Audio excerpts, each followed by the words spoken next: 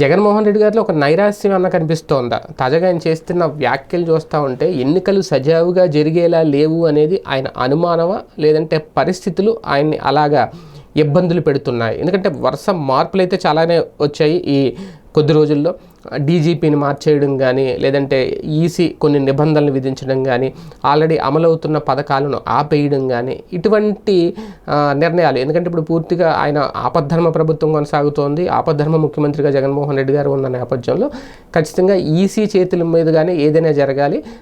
పైగా కూటమిలో, ఎన్డీఏ కూటమిలో భాగస్వామిగా తెలుగుదేశం పార్టీ ఉండడం, అలాగే కేంద్రం సహకారాలు తమకున్నాయని నిరూపించుకునే ప్రయత్నంలో సక్సెస్ అవ్వడం. ఎందుకంటే డీజీపీ మార్పులు ఇలాంటివి చూసినప్పుడు ఖచ్చితంగా అదే అని అనుకోవచ్చు. కాకపోతే అది ఎంతవరకు జగన్మోహన్ రెడ్డి గారిని ఇబ్బంది పెడుతోంది అంటే, ఇబ్బంది పెడుతున్నట్టు ఆయన ఫీల్ అవుతూ మాట్లాడడం. ఎందుకంటే ఎన్నికలు సజావుగా జరిగేలా నాకు కనిపించట్లేదు, కుట్రలు జరుగుతున్నాయి అంటే ఖచ్చితంగా ఏదో సంకేతం అయితే, ఒక ఇండికేషన్. అంటే ఆయన అనుకున్న వ్యూహం, ఆయన అనుకున్న ప్లాన్లో మార్పులు వస్తున్నాయి, అందుకే ఆ తరహా వ్యాఖ్యలు చేశారు. లేదు ప్రతిపక్షాలు నిజంగా అంత కుట్రలు చేసేస్తున్నాయి అంటే చేస్తారు. దాన్ని రాజకీయ వ్యూహాలుగా చూసుకోవచ్చు, లేదంటే జగన్మోహన్ రెడ్డి గారిని గద్దె దించడానికి ఒక రాజకీయ బ్రహ్మాస్త్రం ఏమైనా వదులుతున్నారా చంద్రబాబు నాయుడు గారు మోడీ సహకారంతో అనే అనుమానాలు కూడా లేకపోలేదు. కాకపోతే వీళ్ళు ప్రజల్లో బలంగా ఉన్నప్పుడు, ప్రజలు తమ వైపు ఉన్నప్పుడు, ప్రజలు తమకే ఓటేస్తారు, తమ సంక్షేమం లేదంటే ప్రతి ఇంటికి ఆయన చేసిన ప్రయోజనం, లబ్ధి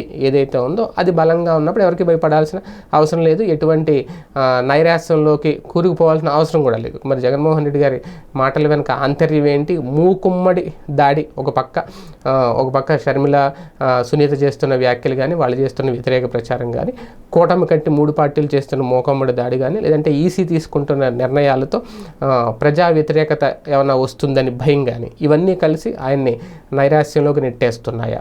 చూద్దాం రేపొద్దున ఎన్నికల తర్వాత ఏం జరుగుతుంది.